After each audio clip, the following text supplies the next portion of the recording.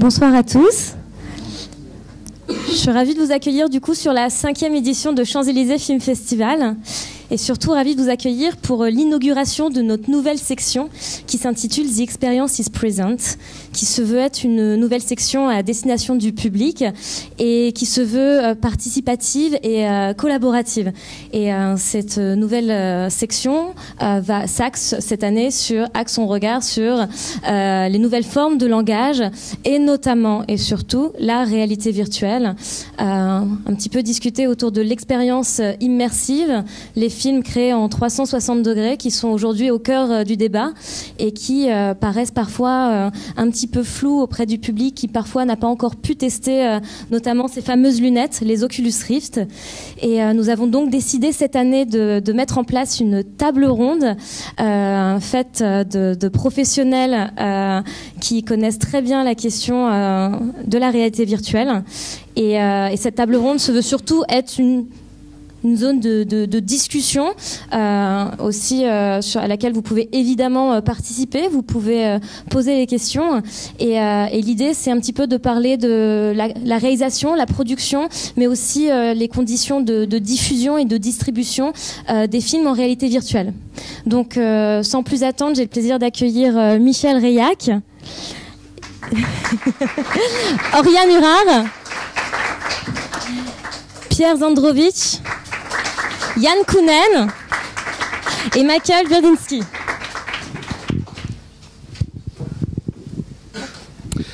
Merci. Et donc Michel Reillac sera le modérateur de cette table ronde. Merci. 2016 est considéré comme l'année de naissance de la réalité virtuelle, en tout cas dans la conscience du grand public. La réalité virtuelle existe depuis, je sais pas, peut-être 40 ans. Les expérimentations ont commencé il y a très longtemps avec l'armée, avec différents centres de recherche. J'ai l'impression que le micro marche pas. Allô, ouais, moi aussi. C'est petit, on peut se parler comme ça peut-être. Oui. Bah, je vais faire semblant et si ça marche, vous me direz.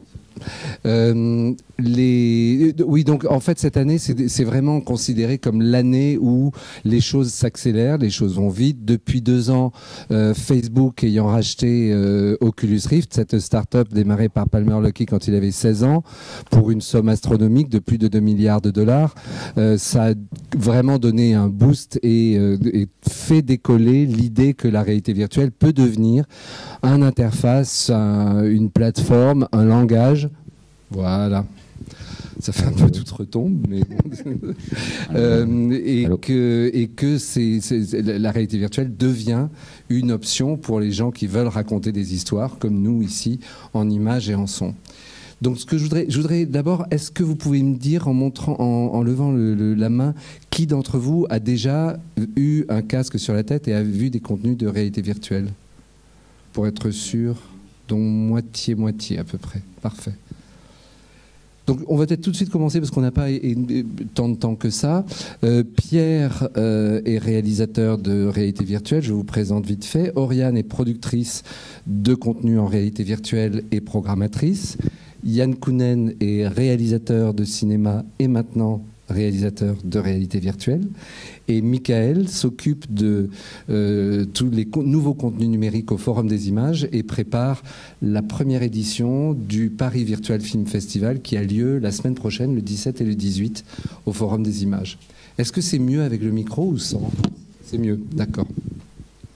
Et en ce qui me concerne, je suis moi aussi auteur, réalisateur et producteur de contenu en réalité virtuelle. Donc j'avais envie de demander d'abord aux créateurs, c'est-à-dire à Pierre et à Yann, ce qui, pour vous, là où vous en êtes maintenant, fait le plus. Est-ce qu'il y a un plus et dans quel cas il y a un plus à envisager de faire un film en réalité virtuelle? En commençant par toi, Yann, puisque tu es pile à la charnière, tu es en train d'aborder le... Non mais il répare son micro. D'accord. Donc oui, moi je me suis retrouvé plusieurs fois à parler de réalité virtuelle, déjà parce que j'avais des projets de films. Maintenant j'ai tourné quand même un peu en réalité virtuelle, mais sinon je me trouve dans une situation très particulière de parler de quelque chose que l'on ne connaît pas puisqu'on ne l'a pas pratiqué. C'était le cas au Luxembourg avec Pierre, un peu comme dans une discussion de cinéma où vous parlez technique, mais vous en faites pas. Donc c'était une position un petit peu particulière pour moi. Cette position, je l'avais moi parce que la réalité virtuelle, en ayant vu des choses, on se rend compte que je pense pas qu'il y ait un passage entre le cinéma et la réalité virtuelle. C'est comme entre la littérature et le cinéma, ou le théâtre et le cinéma, c'est que d'un coup on voit le potentiel d'une expérience immersive qui n'est pas forcément narrative mais qui peut l'être et qui offre un champ totalement nouveau d'expérience sensorielle et à travers les sens, hein, comme la musique, il y a des informations qui passent, on peut recevoir des informations. Et donc pour moi, je pense que c'est quelque chose qui va devenir très important.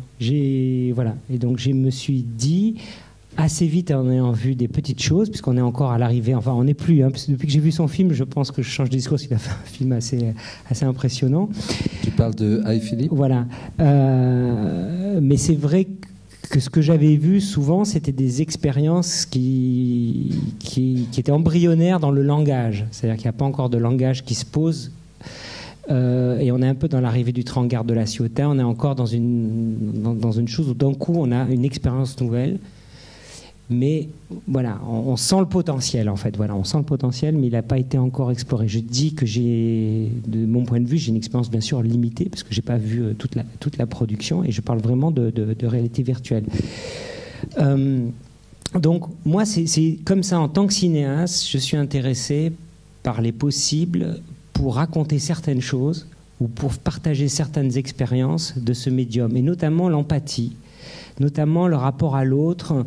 J'ai remarqué que quand vous voyez, par exemple, je dirais même en réalité virtuelle, moi qui suis enregistré par une caméra et qui va vous parler dans un casque, j'ai l'impression que ça s'imprime totalement différemment dans l'esprit. C'est-à-dire que je n'ai plus la sensation d'avoir vu un film de quelqu'un, j'ai l'impression d'avoir été avec quelqu'un. C'est-à-dire une empreinte sur la mémoire et sur l'émotion qui est très différente. Je suis à l'intérieur d'une scène et donc j'ai une empathie. Et j'ai vu un très beau documentaire sur Ebola, notamment en Afrique. Waves of Grace. Voilà, où on a l'impression d'être là avec les gens.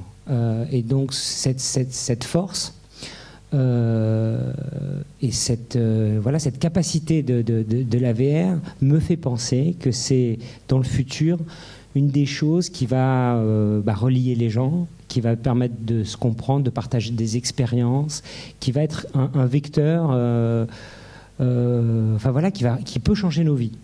J'ai eu la même sensation, je pense que c'était en 90 ou 92, où je m'étais mis à même programmer les codes sur le web parce que Internet arrivait.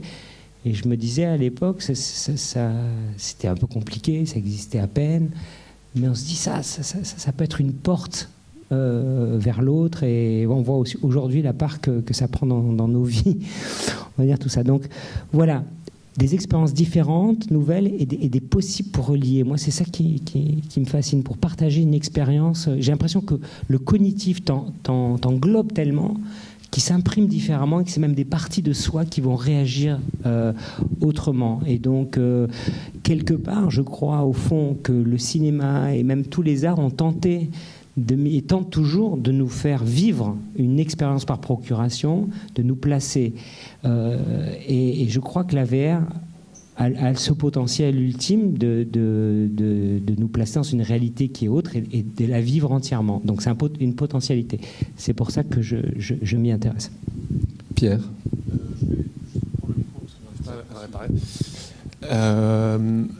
En fait, c'est marrant parce que moi, je m'y suis intéressé. Je viens d'un parcours plutôt publicitaire et je faisais de la pub digitale. Et en fait, quand on a découvert avec mon producteur Antoine la réalité virtuelle, on a testé un jeu vidéo. C'était un roller coaster, donc il n'y avait pas du tout d'histoire. Et puis ensuite, on a testé des tas d'expériences, mais c'était plutôt de l'ordre de la sensation.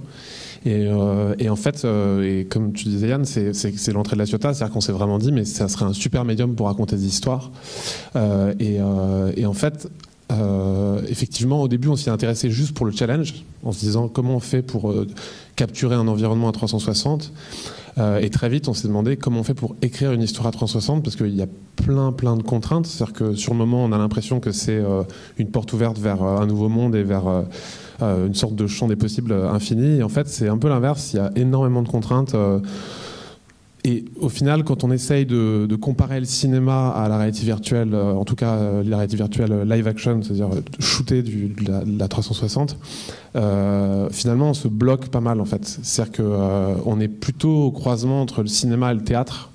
Alors Yann l'évoquait, on a effectivement ce sentiment de présence, d'être là. Donc ça c'est déjà très fort, mais du coup il y a aussi autre chose, c'est la temporalité. C'est-à-dire qu'au cinéma on fait beaucoup d'ellipses, on fait même quasiment tout le temps des ellipses, sauf quand on fait des plans séquences, mais même dans un champ contre champ, quand on monte un champ contre champ, on va couper du temps pour donner du rythme. Or là dans la réalité virtuelle, si on fait ça, c'est épuisant pour le spectateur, on peut pas cutter tout le temps, donc on est dans une forme de présent.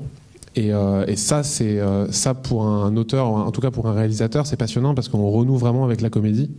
Moi, je me rendais pas compte quand on a commencé à s'y intéresser, mais c'est à force de travailler sur mon premier film que je me suis rendu compte de ça. C'est que on doit diriger ses comédiens beaucoup plus qu'au cinéma. C'est-à-dire que si une prise est mauvaise, elle est mauvaise. Il faut recommencer. Au cinéma, on se dit bon, on verra au montage, on peut tricher, Là, on peut pas vraiment tricher.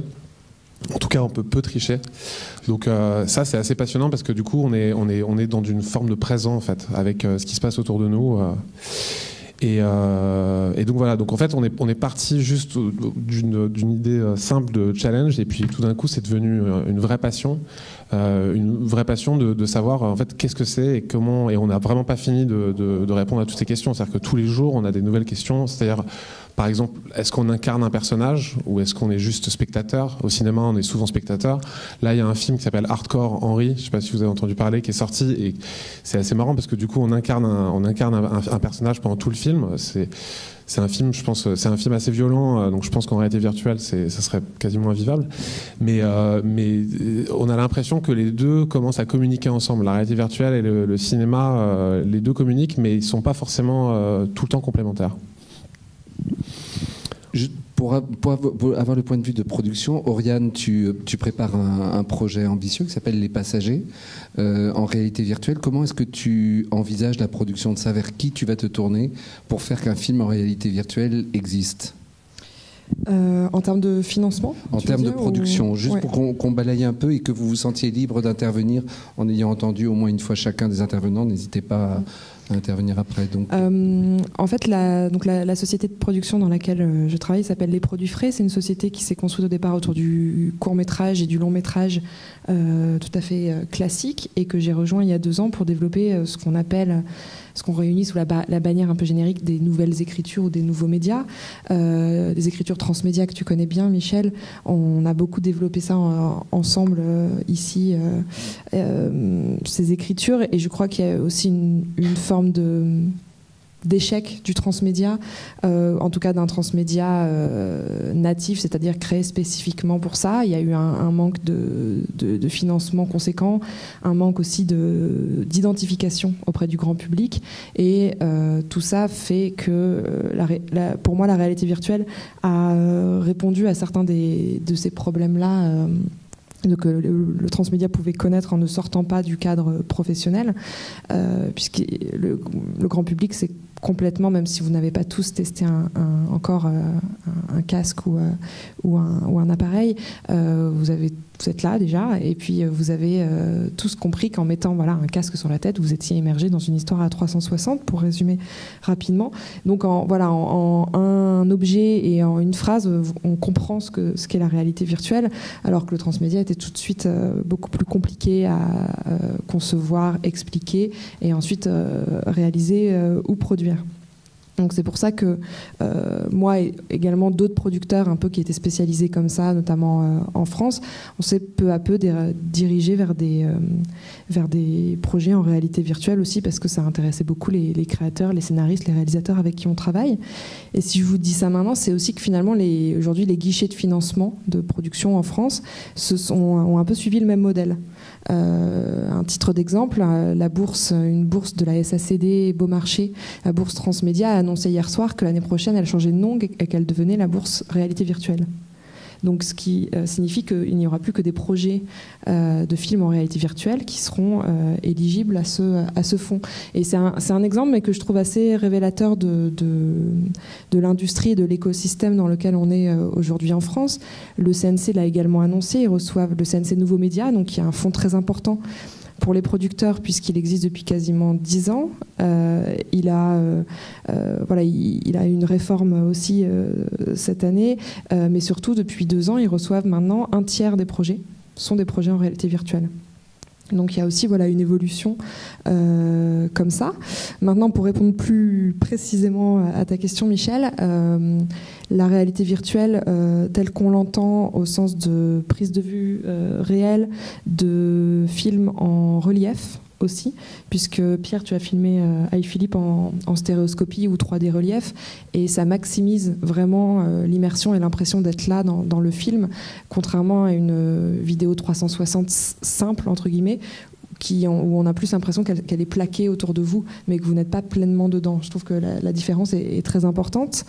Et donc, ça veut dire qu'on filme non seulement en 3D, mais aussi donc en 360, donc avec plusieurs axes à chaque fois. Enfin, ce n'est pas sans poser certains problèmes dès qu'on parle de mouvement de personnages d'un axe à un autre, donc d'une caméra à une autre. Enfin, il y a beaucoup de problématiques de production qui se posent aujourd'hui. Des films comme ça, je pense, comme celui de Pierre, comme celui ou ceux que Yann sont en train de préparer, c'est des films donc, qui coûtent cher, parce que la période de post-production également est assez importante et surtout assez essentielle pour arriver à fournir ensuite, in fine, une expérience satisfaisante dans le casque. Mais maintenant, ce qui est intéressant aussi, qu'il y a beaucoup, même énormément de financeurs, de diffuseurs, de décideurs qui s'y intéressent. À Hollywood, il y a eu un certain nombre d'investissements et d'investisseurs qui ont été faits. Une des premières, ça a été aussi Megan Ellison, la fameuse productrice indépendante qui s'est associée à Chris Milk pour lancer une société de films VR.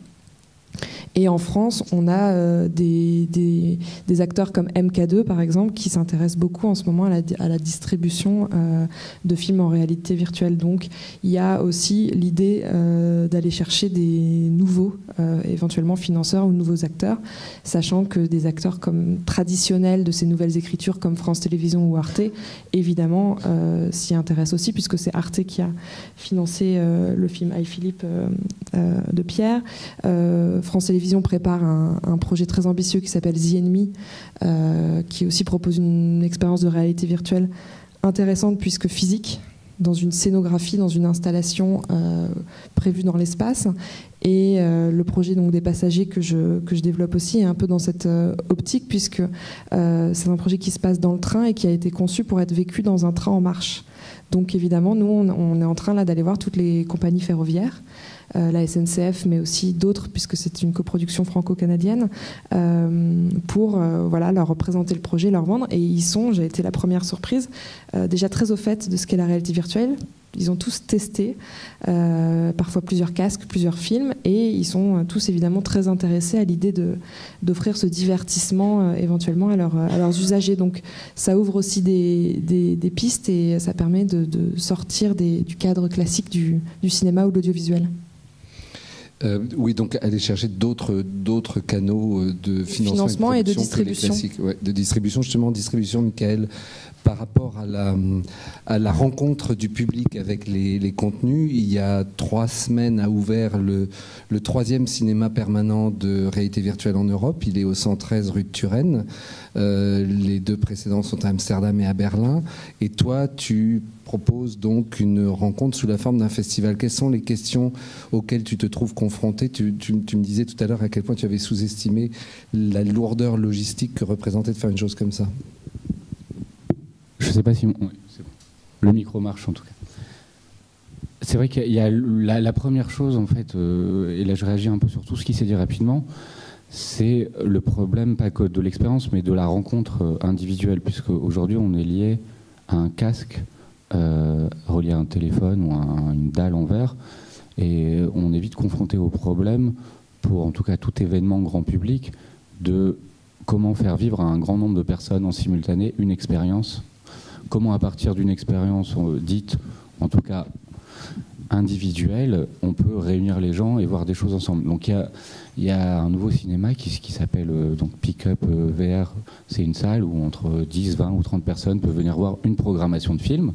Donc ça c'est tout nouveau, c'est en France et il nous accompagne pour le festival qui ouvrira la semaine prochaine. On s'est confronté à des multiples problèmes. Au fond, la programmation, auquel Michel a aussi contribué et qui présentera aussi un film, était presque, je vais dire, la partie qui demandait une expertise, mais la plus, on va dire, légère par rapport au reste. Là, on est réunis, je ne sais pas combien il y a de places dans cette salle, peut-être 30, 40. Imaginez qu'on veuille montrer 5, 10, 15 films à 100 ou 200 personnes en simultané, qui puissent, comme dans le monde réel, pivoter sur eux-mêmes. Ça veut dire pas dans une salle de cinéma, au fond, sur un fauteuil, une chaise. Comment leur montrer ça? Donc, c'est des problèmes technologiques qui vont peut-être changer avec le temps. Peut-être que dans quelques années, les gens viendront avec leur masque et ils téléchargeront des films. Comme on est venu avec un ordinateur, on n'aura plus ce problème. Aujourd'hui, la première chose, c'est qu'il y a au fond très peu de masques disponibles. Ça paraît simple, à part les acheter tout simplement. Il y a très peu de masques disponibles. On a été aussi étonné par le fait que tous ces gens, en fait, ces fabricants, ces forces en place, je ne parle pas que des grandes marques de Facebook, de la Fox, de tous ceux qui se jettent dans l'aventure de Google, je parle même de ces fabricants, en fait, ne sont pas nécessairement vos partenaires. En gros, il y a une logique marchande totalement naturelle, mais il fallait quand même trouver une solution. Donc on a... au fond, ça nécessite de réorganiser et de repenser la scénographie pour accueillir les gens. Ça nécessite une technologie. En gros, projeter 100 films en même temps dans 100 masques, c'est comme si vous programmiez 100 salles de cinéma en simultané avec un régisseur. Chaque masque, chaque film, chaque programmation est en soi une manipulation technique, une nécessité de pédagogie, puisque quand on ne l'a pas vécu, on se demande comment ça marche, donc technologiquement c'est pas tout à fait prêt, et quand on sort de l'expérience, si elle a été bien faite, bien réalisée, on peut avoir une émotion forte, on peut se sentir perturbé, on peut avoir un problème d'équilibre avec, comme on dit, l'oreille interne, on a peut être sursollicité, sur le plan d'horizon, la ligne est mal faite, et donc on s'est posé beaucoup de questions, mais on a eu aussi chaque jour en fait qui arrive de nouvelles questions. La chose aujourd'hui la plus simple et ce qui va peut-être démocratiser, en tout cas une expérience de qualité, c'est le mobile. Donc en fait c'est le fait que tout le monde ait un mobile et tout le monde va monter en gamme de mobile, donc tout le monde aura ce qu'on appelle de façon banale un smartphone qui peut recevoir de la vidéo. Ce sera d'un côté des acteurs comme YouTube qui a lancé son YouTube 360, donc qui au fond est le premier acteur démocratique et qui a mis en open source la façon de monter son cardboard qui coûte au fond quelques euros. Mais l'expérience cardboard qui peut être démocratique, c'est pas l'expérience qu'on a voulu montrer. En gros, l'expérience cardboard, en exagérant un peu, on va dire que c'est sa télé un peu HD chez soi. Nous, on a voulu faire une projection, on va dire, en salle ou multiplex. Et ça, c'est encore la solution la plus simple. Après, on arrive tout de suite à une autre catégorie, parce que c'est la première chose qui m'a étonné, pour en tout cas, que vous l'ayez vécu ou pas. Moi, la première chose, en tant que, acteur-spectateur, je ne sais pas où me placer dessus, c'est que quand j'ai mis un casque et quand j'ai regardé les premiers films, en tout cas ceux qui me faisaient pas mal à la tête, ça veut dire il y a 1 an, pas il y a 3 ans ou 2 ans et demi, c'est que j'ai cherché mon corps dans l'espace. En fait, j'avais pas envie d'être un acteur fantôme et j'avais pas envie d'être à l'intérieur seulement de la tête de quelqu'un, comme on pourrait être dans la peau de John Malkovich, voilà. J'avais envie d'interagir tout de suite. Et à ce moment-là, peut-être 1 an et demi, on va pas remonter aux années 10-20 ans, il n'y avait encore aucun outil qui permettait d'interagir avec son corps, en tout cas une partie de son corps. Ça veut dire ses mains principalement, c'est la première chose qui m'a marqué. Aujourd'hui, c'est arrivé avec le HTC Vive. On a une sorte de manette, comme peut l'avoir le jeu vidéo, qui vous permet d'interagir. Vous êtes plongé dans le noir, vous appuyez dessus, vous avez une lampe de poche qui éclaire la scène et vous êtes guidé. Donc, on va dire la technologie et l'usage évoluent, et il devra évoluer encore peut-être plus vite que uniquement la façon et les nouvelles narrations. Après, je ne sais pas où classer ça. Je dirais qu'aujourd'hui, on vit des expériences narratives, et donc il faut imaginer un scénario d'expérience narrative qui se situe à mi-chemin entre le cinéma, le théâtre, mais plein d'autres choses. La dernière chose, et je serai rapide, c'est que autant, je l'espère de tout mon cœur, ce sera un renouvellement, on va dire, des œuvres cinématographiques, audiovisuelles, et ça offrira une autre expérience. Là-dessus, c'est un espoir personnel et c'est aussi l'endroit où, d'une façon directe ou indirecte, on travaille. Autant j'ai beaucoup moins de doutes pour les autres applications, que ce soit lié à la publicité, c'est-à-dire tester sa nouvelle voiture, imaginer dans un office de tourisme choisir sa destination, choisir sa chambre d'hôtel, ou pour la science, auquel de façon indirecte, avec aussi Okyo, j'ai participé, c'est aussi pour la science être plongé en fait dans dans la découverte d'un centre de recherche ou être au sein d'une hélice d'ADN. Donc on sort du champ du cinéma. Là, je peux imaginer ou une classe, imaginons qu'on soit une classe, on est en cours d'histoire dans, je sais pas, X années, et on dit voilà, maintenant mettez vos masques, il y a encore des masques, on va plonger dans, on va plonger dans l'Égypte ancienne. Là, tout le monde met son masque et tout le monde se retrouve plongé au fond, au devant de la pyramide. Et on peut raconter à la limite une histoire, mais qui est au fait l'histoire de l'histoire, comme ces manuels d'histoire. Là-dessus, j'ai au fond moins de doutes sur ce défi à relever, de la publicité on va dire à la visite d'un musée à distance, que sur le cinéma où les enjeux sont plus forts en narration et on attend d'être encore plus surpris que ce qu'on l'est dans une grande salle de cinéma. Pour l'instant, notre projet, on ne s'oriente pas vraiment vers le fait de voir ses mains ou des choses. Mais mon réalisateur aimant beaucoup les défis, il n'est pas impossible qu'une nouvelle version apparaisse dans quelques mois, puisqu'il est encore en plein développement du concept. Non, nous l'idée des passagers, c'est de plonger dans la tête des passagers, d'incarner quelqu'un et qui va vous raconter, enfin plutôt vous allez entendre, capter, vous allez devenir cette personne et l'histoire va vous être racontée à la première personne, puisque la voix off sera finalement la voix intérieure de cette personne. Et qui dit passager, donc je vous l'ai dit, qui dit train, on a conçu l'histoire sur une unité de base de 4 personnages, parce que 4 personnages, c'est le nombre de passagers qui peuvent se retrouver face à face dans un carré voyageur, dans un train. Évidemment, cette unité pourrait être démultipliée à 8 en passant du carré de l'autre côté du couloir, voire à d'autres personnages. On a plein d'idées, mais pour l'instant, on a décidé de développer ça sur 4 personnages principaux, tous à des moments charnières de leur vie, mais qui pourtant se retrouvent sans se connaître forcément face à face dans ce carré. Tu peux parler de l'interactivité, oui, bien spécifiquement sûr. Et donc l'idée, c'est que selon où vous regardez, ça c'est le niveau 1 de l'interactivité, selon si vous regardez par la fenêtre, si vous regardez la personne en face de vous ou l'enfant qui se trouve à votre côté, vous allez entraîner des séquences, des interactions avec cette personne.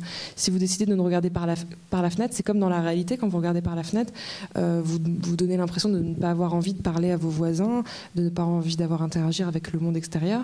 Donc si vous regardez par la fenêtre, dans notre histoire, vous aurez accès par exemple à des flashs intimes, des flashbacks de la vie du personnage que vous incarnez. Mais par contre, si vous regardez la personne en face de vous, forcément, cette personne va aussi réagir à votre regard. Il y a la question du point de vue et du regard qui était très intéressant. Et je ne sais pas si certains d'entre vous ont vu la série The Affair, la série américaine de Showtime, où chaque épisode est divisé en 2, où c'est une histoire d'adultère, vous avez le point de vue pendant 25 minutes de l'homme et puis 25 minutes suivantes de la femme.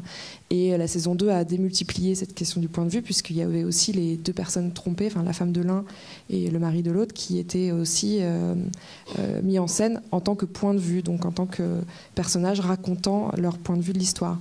Et là, l'idée des passagers, c'est d'avoir une histoire à vivre de manière collective, à 4 personnes en même temps, où chacun incarne un des personnages, et à la fin des 20-25 minutes que durera chaque épisode, vous pouvez comprendre finalement au moins un des points de vue, et puis essayer les autres casques pour comprendre l'autre.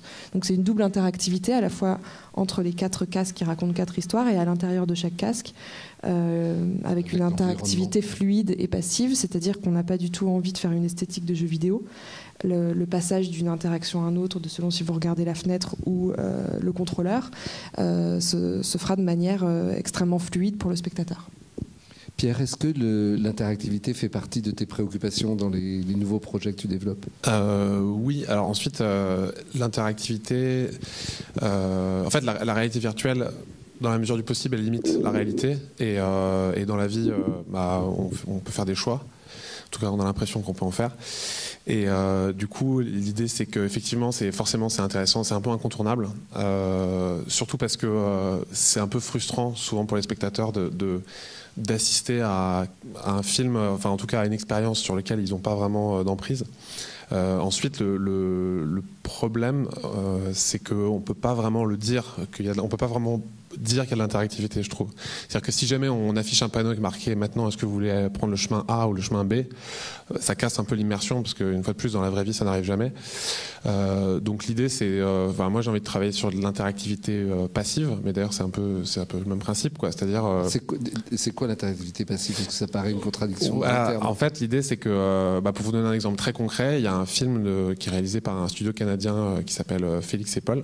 Le film s'appelle Wild. En fait c'est un spin-off d'un film avec Reese Witherspoon qui est un road trip où elle traverse les États-Unis à pied suite à, j'ai pas vu le film mais il me semble que c'est suite à la mort de sa mère. Ouais. Voilà, et en fait Félix et Paul a fait un spin-off du film en réalité virtuelle, et alors c'est une scène seulement où on est assis sur un rocher en plein milieu de la forêt et il y a Reese Witherspoon qui arrive au fond de la forêt, qui vient vers nous, qui s'assoit à côté de nous et qui nous regarde, et c'est assez bluffant parce qu'elle nous regarde et puis au bout d'un moment elle décale un tout petit peu le regard et forcément on se dit il se passe quelque chose derrière soi et ça nous dirige le regard vers l'extérieur et on regarde de l'autre côté et il y a sa mère qui est apparue entre temps et qui nous parle et voilà, puis, et en fait quand j'ai revu le film une deuxième fois j'avais envie de voir comment la mère apparaissait et c'était quoi l'effet utilisé pour et en fait j'ai attendu de ce côté-là, je m'en foutais de Reese Witherspoon et j'attendais juste que la mère apparaisse et en fait la mère n'apparaît pas tant que j'ai pas le dos tourné. Et donc c'est de l'interactivité passive, c'est-à-dire que tant que je n'ai pas provoqué une action, elle n'arrive pas, mais je ne suis pas au courant qu'elle existe. Et ça c'est vraiment intéressant parce que déjà que dans la réalité virtuelle personne ne voit, a priori personne ne voit le même film, ou en tout cas on n'a pas tout à fait la même expérience parce que personne ne regarde forcément au même endroit au même moment, mais si en plus ça déclenche d'autres choses, clairement on n'a pas la même expérience. Du coup, ça enrichit le film, ça enrichit l'expérience pour chaque spectateur. Et voilà, ça c'est intéressant. Ensuite, il y a plein de déclinaisons de ça. On en parlait tout à l'heure, il y a des HTC sortent des télécommandes. On peut carrément utiliser ce qu'on appelle du room scale, où il y a des capteurs à chaque coin de la pièce et on peut carrément marcher dans le film, enfin dans l'expérience. On n'appelle plus vraiment ça du film, je trouve. Voilà, ça c'est pour moi c'est encore autre chose. On est plus proche du jeu vidéo et voilà, moi je préfère m'intéresser à vraiment ce qu'on appelle le cinématique VR quelque part. Voilà, mais l'interactivité passive, ça c'est chouette. Yann, tu te prépares à faire un projet important là, important, consistant en VR. Quels sont les principaux enjeux que ça représente pour toi créativement là, ce que tu prépares? Oui, je suis loin d'être en tournage. On est vraiment des étapes de développement. Mais par rapport à l'interactivité, déjà, c'est vrai que c'est un champ où tout de suite la question se pose, alors qu'au cinéma, elle ne se pose pas. Et là, elle se pose. Celle qui vient d'être décrite, la passive. C'est-à-dire à partir d'un moment où on veut augmenter l'immersion et que le regard dirige voilà, on est le cadreur. La grande différence, c'est que dans la réalité virtuelle, il n'y a pas de cadre. C'est-à-dire que c'est pour ça que la mise en scène, et Pierre parlait de théâtre, la mise en scène est théâtrale parce qu'on doit trouver une manière de vous amener à regarder un endroit. Donc les enjeux, ce que j'ai découvert, alors déjà en faisant des tests et en tournant autre chose en VR, c'est que j'ai compris qu'on est vraiment au balbutiement de la chose et donc chaque fois qu'on va faire quelque chose, on se heurte à du nouveau. Et dans l'industrie, quelque part dans les arts technologiques, dès qu'on arrive dans une zone où on fait quelque chose un peu pour la première fois, c'est toujours très vite, si vous permettez, le bordel, quoi. C'est-à-dire que d'un coup, on se rend compte que les machines sont pas... Il faut détourner les outils. Aujourd'hui, on se disait, quand on faisait des trucages au cinéma, que c'était quand même bien parce qu'on avait des machines assez puissantes, donc on avait presque du temps réel des fois, ou des calculs pas trop lents, et on pouvait interagir. Au cours des 10 dernières années, on va dire tout ça est devenu plus fluide.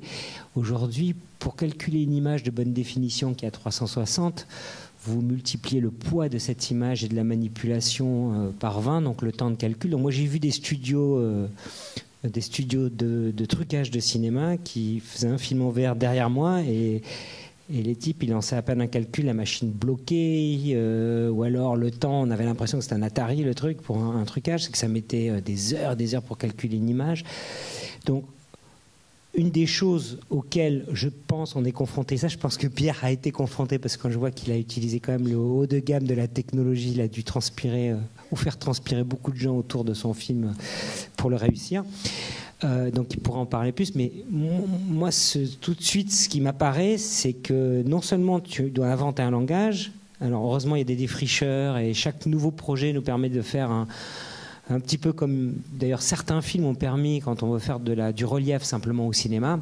Il y a des gars comme par exemple James Cameron quand il fait Avatar, il suffit de voir le film une dizaine de fois en relief, on voit que lui il a pu tout essayer, voir ce qui marchait pas, rectifier. Donc on a une espèce aussi d'une assistance, on va dire, à la mise en scène. Donc là il faut voir d'autres films et puis après il faut se lancer, il faut tester. Moi ce que je vois, c'est qu'il y a beaucoup de parties qui sont abstraites. C'est-à-dire que je suis aujourd'hui dans des domaines, en tout cas dans mes projets, où c'est une abstraction le résultat. C'est-à-dire tu écris une scène et au cinéma, tu sais que tu vas produire un effet, tu sais que tu vas amener une émotion à un endroit, un climax dans une scène, un plan, un langage. Là, tout ça, c'est quand même encore de la théorie. Et je pense que toi, tu as dû être confronté à ça. Et il y a des choses qui marchent très très bien dans la mise en scène de ton film, mais qui, je pense, étaient complètement théoriques jusqu'au moment où tu les as réalisées. Est-ce que les gens vont regarder là ? Est-ce que malgré tout, donc on est dans un espace nouveau et on cherche. Donc moi, si tu veux, la chose, c'est que j'ai l'impression que tu as un peu un vide devant. Donc tu avances, mais tu l'as parfois dans des films, tu l'as ce vide narratif, parce que l'histoire que tu racontes, la façon dont tu vas la raconter, tu sais pas si ça a marché, tu vois, mais tu en as moins. Là, j'ai l'impression que tout de même, en tout cas pour moi en tant que cinéaste, je regarde la chose. Je regarde un petit peu par les côtés, j'avance doucement, je voudrais procéder à des tests. Tu vois, je crois que c'est... Voilà, la chose... Ce qui motive pour ce type d'expérience, moi, si je suis même là pour en parler, c'est simplement que j'ai l'impression qu'on a un truc incroyable qui est en train de naître. Voilà, et qui va peut-être dans 5 ans, 10 ans, être totalement... tu vois, changer beaucoup de choses.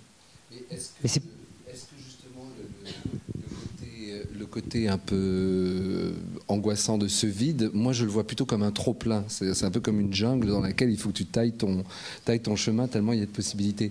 Est-ce que tu le vois comme un défi excitant ? Ou est-ce que c'est quelque chose qui te fait complètement flipper ? Ah non, moi je ne flippe pas du tout, non.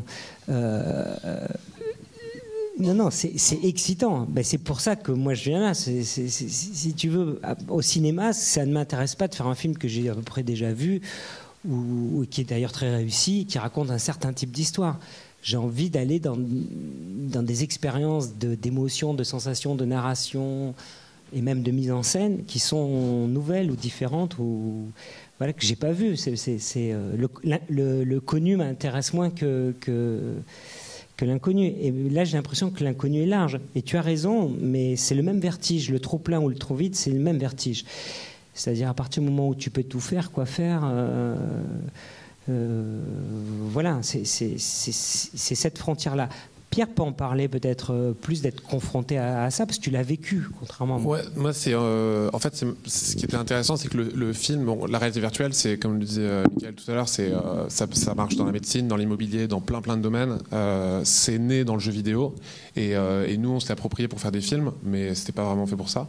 Mais le défi que j'avais en tête quand j'ai fait mon film, c'était d'essayer de faire... J'avais pas vu de film avec de l'émotion en réalité virtuelle. J'avais vu plein de trucs, des roller coasters, enfin des grands 8, des trucs où on vole, des trucs vraiment de sensations, des trips. Enfin, il y avait plein de trucs comme ça, mais il n'y avait pas de film vraiment narratif et surtout pas de film avec vraiment de l'émotion. Et en fait, ce qui est hyper intéressant, et t'en parlais tout à l'heure un peu, Yann, c'est que il y a quelque chose de très viscéral dans la réalité virtuelle.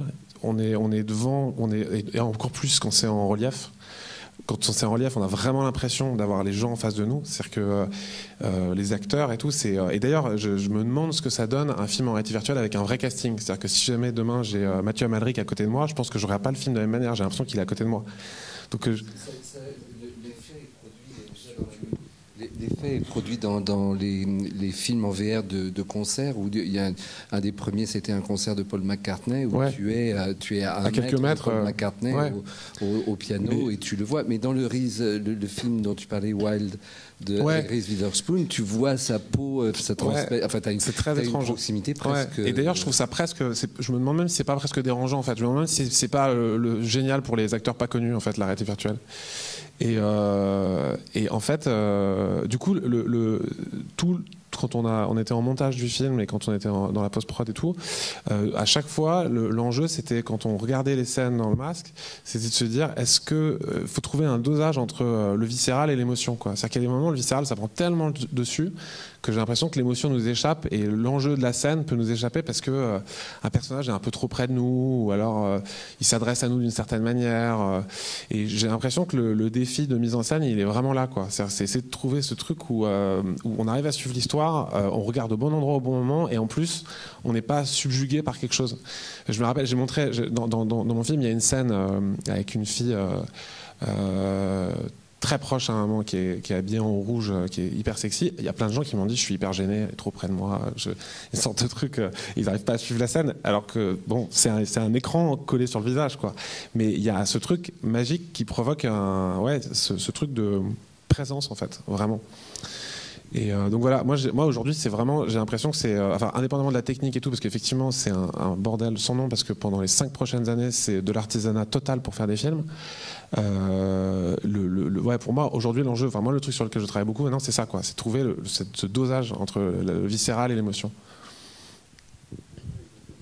Des questions? Oui. Alors moi je me posais un peu la question, je me présente, je suis réalisateur. Et j'ai la chance de préparer un gros projet. Et pourquoi je suis là, c'est parce que j'ai aussi écrit le scénario et je voulais savoir dès le début, est-ce que les contraintes à l'écriture se prononcent? C'est-à-dire que, évidemment, en termes d'écriture, est-ce que le séquencier va augmenter? Puisqu'on introduit peut-être aussi des personnages et des objets. Ça, c'est un premier point. Et je voulais savoir, en revenant sur toi, je voulais savoir, est-ce que ça peut aussi nous amener à, par exemple, si on devait, dans le Didascalis, introduire des personnages qui parlent en voix off, est-ce que c'est une information sonore qui peut déjà nous aider pour enfin pouvoir se retourner et savoir qui est-ce qui parle? Mais ce serait de la voix off ou c'est du son qui est derrière nous? Non, de la voix off. Quelqu'un qui parle. Ouais. Alors, la voix off, c'est marrant parce qu'on avait proposé sur un projet où il y avait de la voix off, effectivement, et en fait, la voix off, c'est assez perturbant en réalité virtuelle, je trouve. Ensuite, une fois de plus, on creuse tous, hein, donc ce que je dis, ça se trouve, ça sera obsolète dans un an, mais j'ai l'impression que si j'étais là comme ça en train de te parler et tout d'un coup j'avais une voix off qui débarquait dans ma tête, ça serait hyper étrange en fait. Et mine de rien, il y a quand même ce truc de... Alors on fait des films et c'est de la fiction et tout, mais il y a quand même un truc où on est assez vite rattrapé par la réalité. Et même par exemple l'usage de la musique, il est très...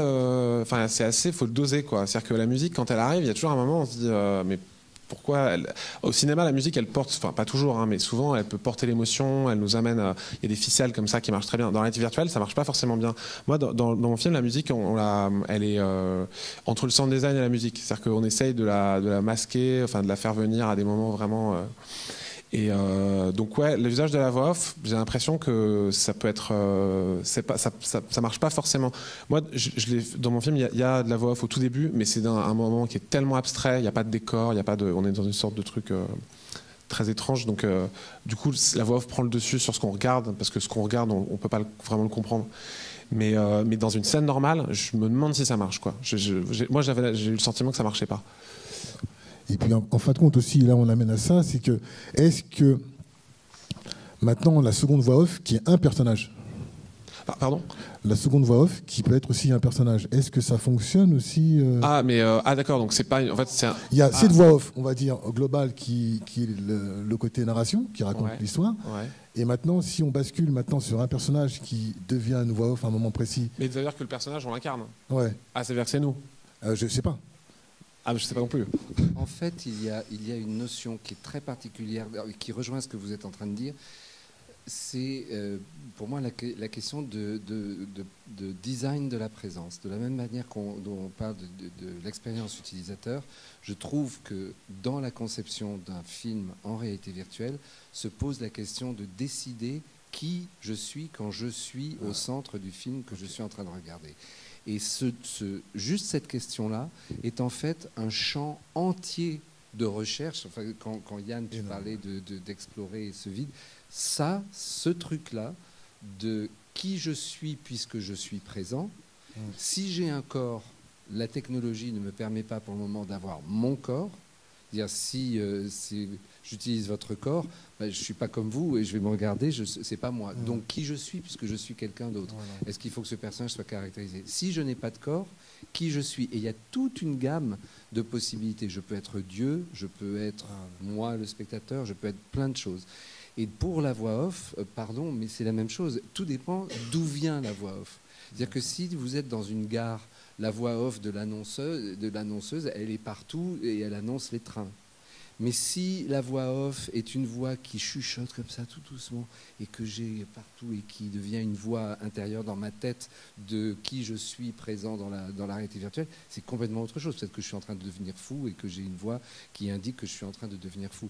Donc c'est deux options. Mais en fait, le design de la présence est pour moi un des enjeux absolument les plus excitants de la mise en scène en réalité virtuelle. On a beaucoup parlé d'images, de vidéos à 360, mais il ne faut pas oublier le son, en fait, le son spatialisé qui va souvent avec, qu'on appelle aussi le son binaural, donc qui recrée, pour faire rapidement, toutes les nuances de votre oreille, de l'oreille humaine, et qui permet aussi de guider le regard dans la réalité virtuelle, par exemple. Et il y a un très beau projet qui va sortir à l'automne, Notes on Blindness, qui vous met dans la peau d'un aveugle et qui donc repose essentiellement sur du son et où là la voix off pour le coup est totalement justifiée et intéressante.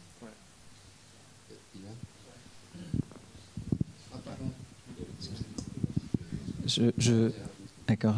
Je suis producteur de long métrage. J'ai un film en ce moment, un projet de film en relief sur la danse.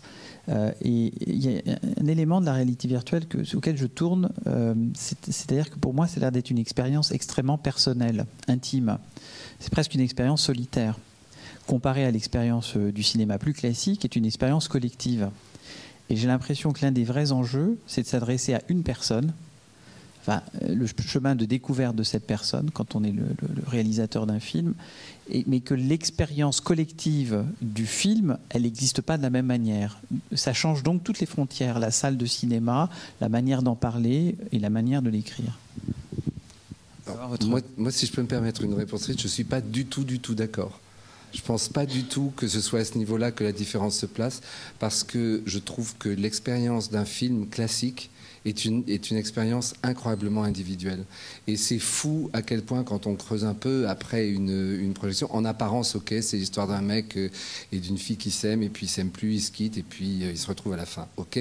Mais à travers ça, tous les processus d'identification, de projection de sa propre histoire, c'est extraordinaire à quel point on ne voit pas le même film. Et je ne trouve pas que ce soit à ce niveau-là que se situe la différence. L'expérience collective de voir le film ensemble, c'est quand même un élément très important de l'expérience du spectateur. Enfin, moi, c'est mon sentiment. Il y a deux questions. Enfin, je ne vais pas reposer une question, mais je voulais donner juste un avis. La première question un peu plus philosophique, puisque là je ne suis pas réalisateur, même s'il y a eu des coproductions auxquelles j'ai participé, c'est est-ce que sans nous le film existe encore, puisqu'on peut sortir d'une salle de cinéma, mais quand on sort de son casque, quelque part le film s'arrête.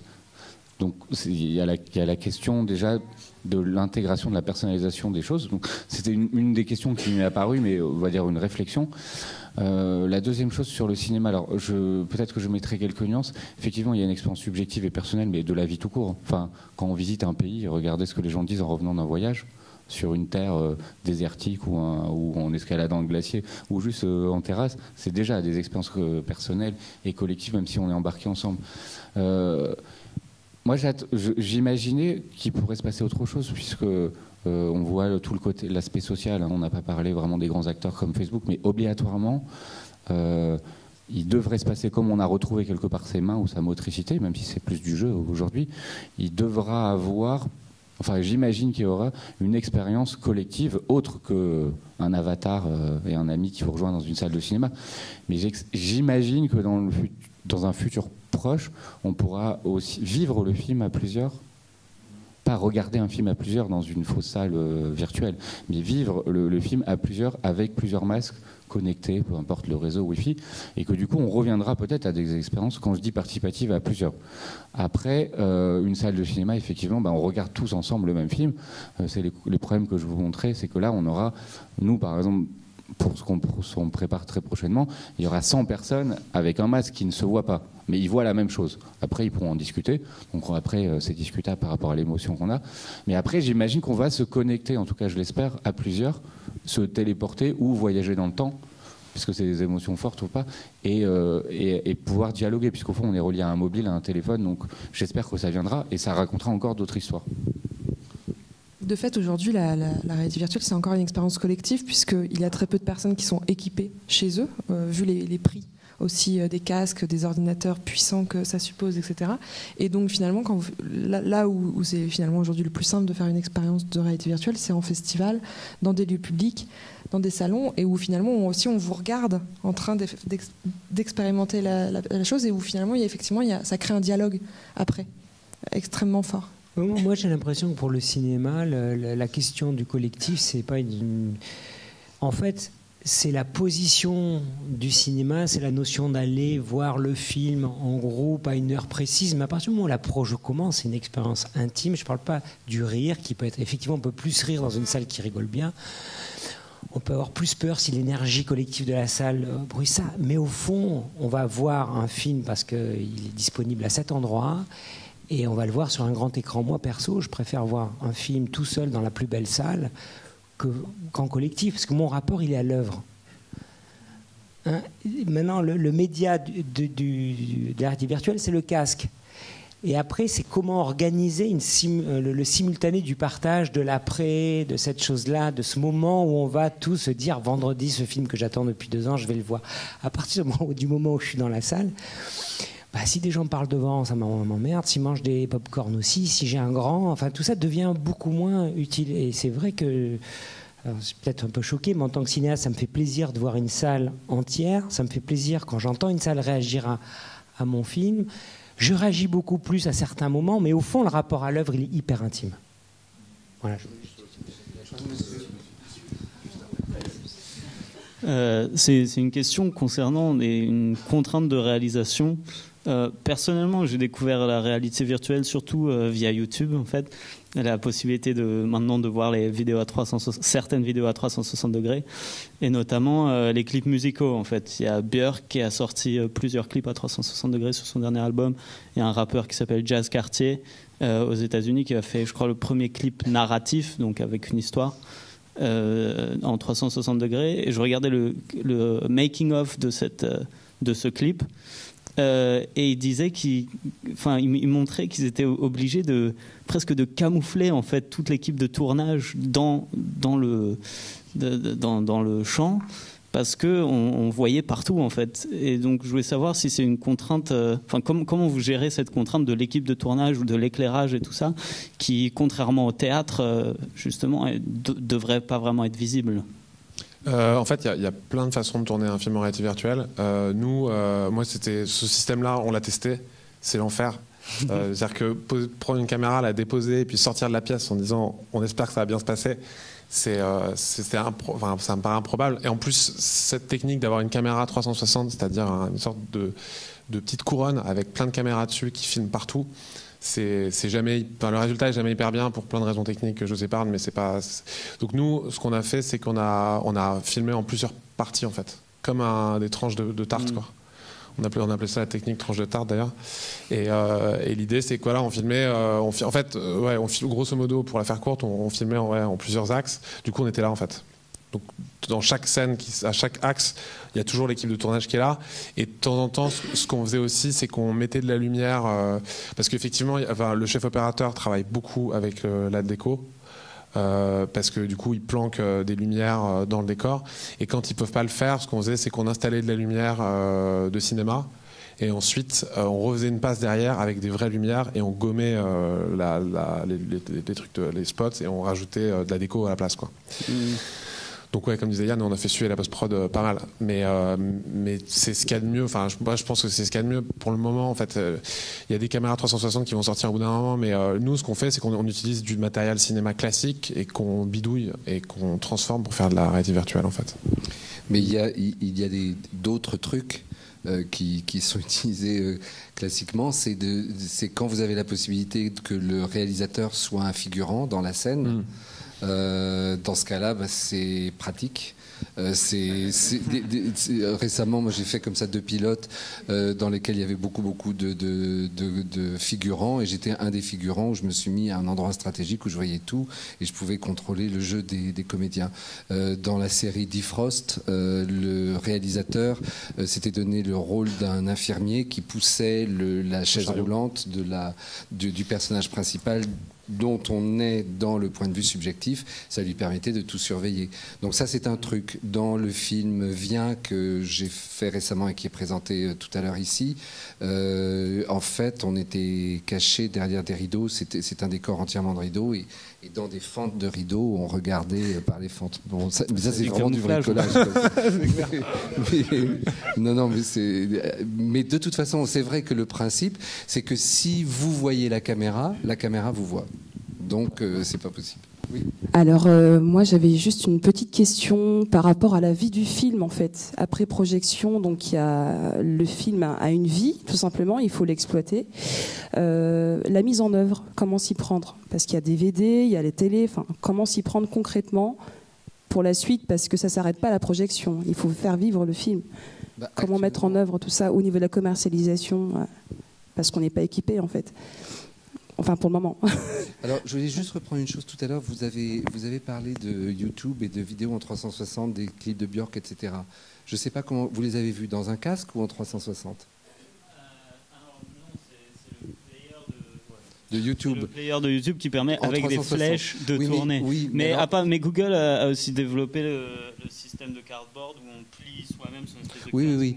Oui, mais il faut quand même faire très attention. Lorsqu'on parle de réalité virtuelle, on ne parle pas de vidéo 360. Ouais.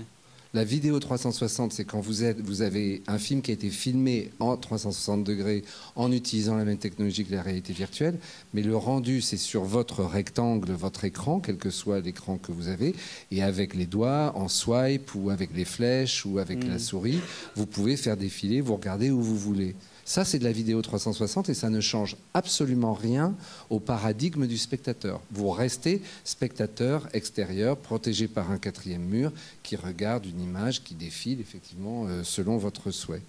Quand on parle de réalité virtuelle, enfin vous me dites, hein, Pierre, si vous n'êtes pas d'accord, mais quand on parle de réalité virtuelle, pour moi, c'est uniquement dans la situation immersive où on est dans un casque. Ouais. Sinon, c'est pas de la réalité virtuelle. Et pour répondre à la question de la distribution, pour l'instant, c'est effectivement YouTube et d'autres players. Je ne sais plus, il y en a un autre, je crois. YouTube. Dailymotion le fait aussi. Enfin, les Facebook, voilà, Facebook le fait. Enfin, tous ils s'y mettent au fur et à mesure. Alors effectivement, c'est plutôt de la vidéo 360, sauf si on y accède par des casques, avec Vive aussi, mais c'est plutôt du jeu vidéo. Et en fait, il y a un store dans les masques. Quand on met le masque, il y a une interface, mais c'est de la science-fiction, quoi. C'est Minority Report, quoi, avec plein de trucs, et on accède à des pièces dans lesquelles on rentre dans des programmes. Et au bout d'un moment, il y a un store comme l'Apple Store, en fait, comme le iTunes Store. Et on peut acheter du contenu ou le télécharger gratuitement. Et on accède à des... En fait, c'est un peu comme des apps, en fait. C'est comme des apps avec votre téléphone, sauf que là, c'est dans un masque. Donc pour l'instant, il y a Samsung qui a un store, il y a Oculus qui a sorti un store aussi, et il y a Vive. Pour... y a que... Ouais, là, nous, en l'occurrence, c'était un film qui était coproduit avec Arte. Du coup, c'était... Ouais. Ouais, pour le moment. Pour le moment, ouais. En fait, non, il y a Netflix qui s'y intéresse, il y a Amazon qui s'y intéresse. Donc, exactement. Aujourd'hui, en France, c'est le désert. Il n'y a que Arte. Voilà. Donc, si vous êtes refusé par Arte, il faut aller aux États-Unis. Et puis...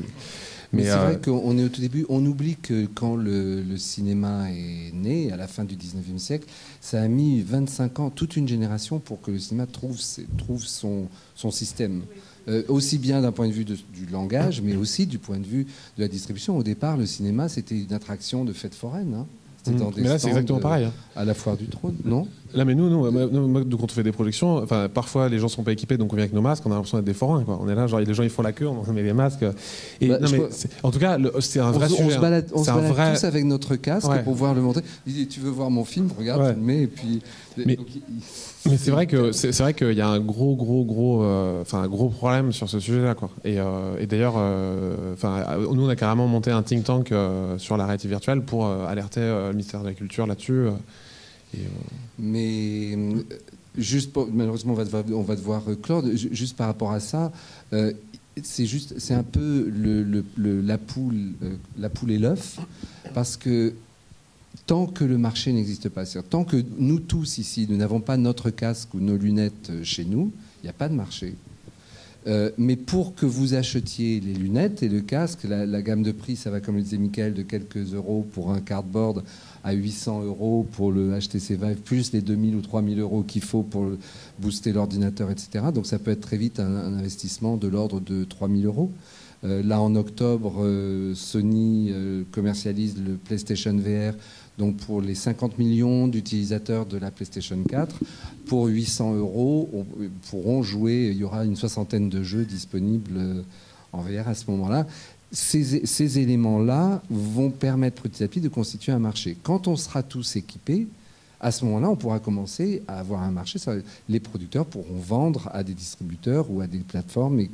Mais ça commence. Il y a plusieurs plateformes qui sont en train de se mettre sur pied, qui commencent à tester avec des formules gratuites et des formules payantes à la demande ou par le biais d'applications. Donc c'est normal que pour le moment, ce soit très rock'n'roll et qu'on produise des choses en dehors d'Arte un peu comme on peut. Mais il y a des gros projets. Un projet comme The Enemy dont tu parlais, c'est un projet très très très coûteux. Et il y a de plus en plus de projets ambitieux, des séries. Le premier long métrage en réalité virtuelle va sortir à la fin de cette année pour Noël. Moi, je pensais que ce serait seulement dans un an. Non, il est prêt, il est en train d'être fini. Et le premier long métrage. Donc on commence à avoir des films. Comment il s'appelle ce film? Je ne peux pas le dire, c'est un secret, parce qu'on va en faire l'avant-première au Festival de Venise, mais il y a un embargo pour le moment, donc je ne peux pas dire. Ouais, c'est ça. C'est une production américaine. Ah, ok. Ouais. Mais c'est... donc ça va très très très vite. Et le marché va se constituer. Donc surveillez les campagnes de promotion. Si vous voyez des campagnes qui vous proposent d'acheter un casque de réalité virtuelle, vous saurez ce que c'est. Je pense que ça vaut la peine d'être parmi les premiers et de découvrir.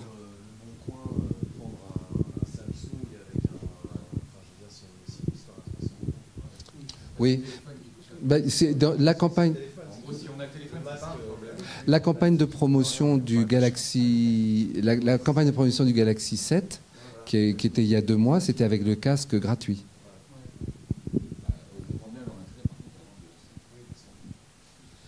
On va s'arrêter. C'était vraiment une manière d'introduction pour ceux d'entre vous qui ne connaissaient pas.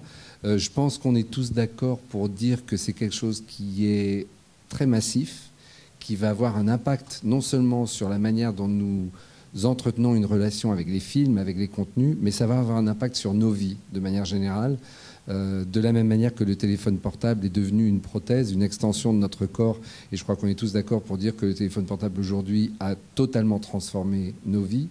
De la même manière, plusieurs scénarios prédisent que d'ici 5 ans, nous n'aurons plus de téléphone portable, nous aurons tous des lunettes qui nous permettront accessoirement de corriger notre vision, pour des gens comme Oriane et moi, ou comme vous, mais qui nous permettront d'accéder à la réalité augmentée, c'est-à-dire une couche supplémentaire d'informations par-dessus la réalité réelle et à la réalité virtuelle. Donc il est très probable que si on se retrouve même déjà l'an prochain, les choses d'abord on aura vu le très beau film de Yann, les très beaux films de Pierre et les passagers que nous regarderons dans tous les trains de France.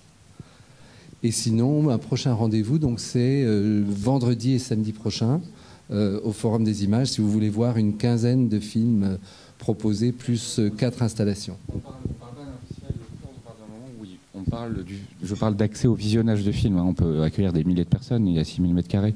Je parle du fait qu'il y aurait 1000 personnes sur 2 jours qui peuvent voir des œuvres. C'est ça dont je parlais. Le reste, bien sûr, c'est sans fin. Conférences et ateliers cardboard sont là. Donc rendez-vous aussi, j'espère, très vite, pour les plus curieux. Michael, Yann, Oriane et Pierre, merci beaucoup et merci à vous. Merci, à Michael. bientôt.